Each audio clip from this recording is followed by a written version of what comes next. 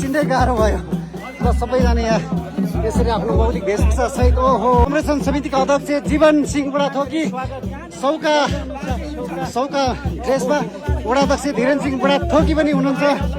यहाँ कृष्णको बाजे पनि आइपुग्नु भएको रहेछ। लोकस महानुभावहरू स्वागतको लागि यता यहाँनिर ओहो ल हेर्नुहोस् यो जोहारी यो ए माया म्याडम पनि बोल्दा चिन्दै गाह्रो भयो र सबैजना यहाँ यसरी आफ्नो मौलिक वेशभूषा सहित ओहो लोकस महानुभावहरू यो स्वागत हुँदैछ।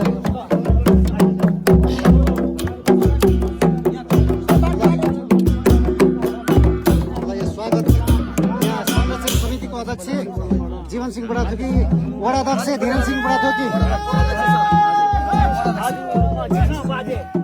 ग्रीष्माको बाजे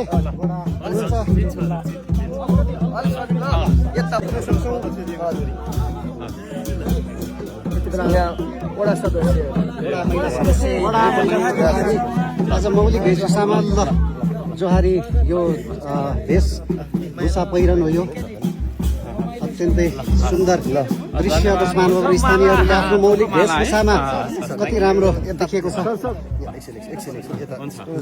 दुवैतर्फ हुनुहुँदो रहेछ यहाँ स्थानीय वासीहरू यसरी माला फुलमालाको भव्य स्वागत भइरहेको छ। भव्य स्वागत अत्यन्तै स्वागत भइरहेको छ। यसरी सबैजनाले स्वागत गरिराख्नु भएको छ। स्वागत सम्मान भव्य दुमलिङ चौरा क्याम्पमा ल तस्मान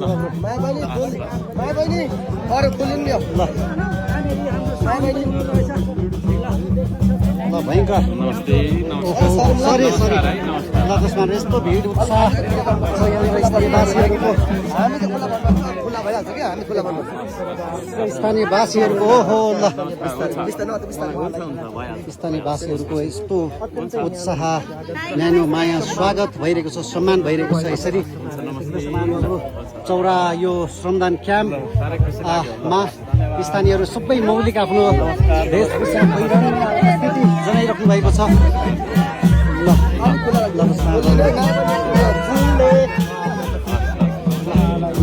ओहो फुलहरूले पनि स्वागत भइरहेको छ। यसरी महानुभावहरू माला फुल अत्यन्तै उत्साह छ। यहाँ दोमलिङमा महानुभावहरू स्थानीय वासीहरूको बाक्लो उपस्थिति रहेको छ।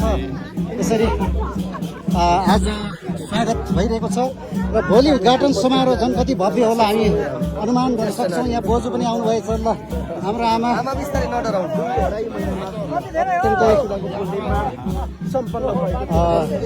अत्यन्तै उत्साह छ। महानुभावहरू यति धेरै स्थानीय वासीको आज नै उपस्थिति रहेको छ। भोलि उद्घाटनको लागि आउनुभएको छ माननीय अर्को सन्तान स्वागत ओहो सानो नानीबाट पनि ल नमस्ते कति धेरै वृद्ध वृद्ध युवा बालबालिका केटाकेटीहरू सबैजना आउनुभएको छ। नानीहरू पनि हुनुहुन्छ। महानुभावहरू ल सम्मान स्वागत सम्मान भइरहेको छ। अत्यन्तै उत्साह छ है त।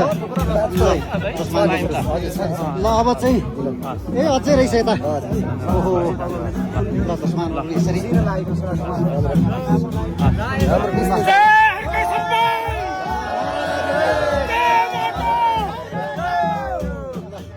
नारा लागिरहेको